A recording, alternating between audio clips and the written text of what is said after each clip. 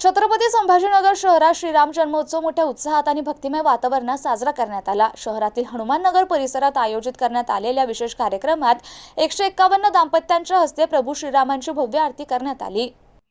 या सोहळ्यासाठी परिसरात आकर्षक सजावट करण्यात आली होती। फुलांची आरास, रोषणाई आणि धार्मिक वातावरणामुळे संपूर्ण परिसर दुमदुमून गेला होता।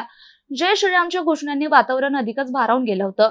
मोठ्या संख्येने भाविकांनी उपस्थिती लावत या धार्मिक सोहळ्यात सहभाग घेतला। या कार्यक्रमाचं प्रमुख आकर्षण म्हणजे राज्याचे मंत्री अतुल सावे यांची उपस्थिती होती। त्यांनी कार्यक्रमाला भेट देत प्रभू श्रीरामांच्या आरतीत सहभागी होत भक्तांशी संवाद साधला। या महाआरती कार्यक्रमाचं आयोजन नगरसेवक अशोक दामले यांनी केलं होतं।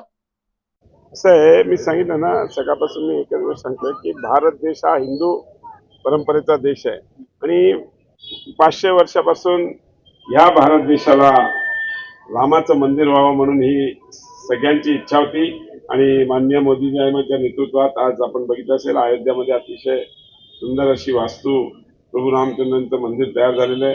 अनेक लोक तिकडे दर्शनालाही जातात आणि आज पूर्ण देशभरात नाही तर परदेशात पण सगळीकडे आज रामनवमीचा उत्सव अतिशय आनंदात आणि उत्साहात साजरा केला। तसेच आजही इकडे सगळीकडे मिरवणूक आहे। मलाही अजून आता 8 ठिकाणी मिरवणुकीला भेट द्यायची आहे।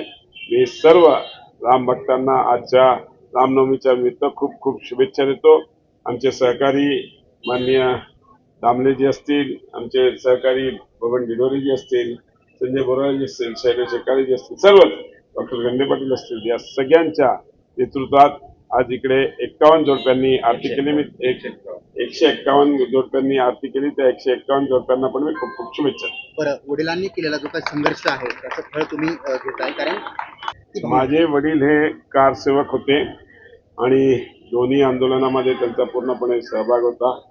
त्या काळात त्यांना शिक्षाही झाली होती, अटकही झालं होतं आणि गुन्हे दाखल झाले होते। अशा सगळ्या गोष्टी, पण नक्कीच मला आनंद आहे की त्यांनी केलेल्या संघर्षातून आज आपलं राम मंदिर उभं आहे।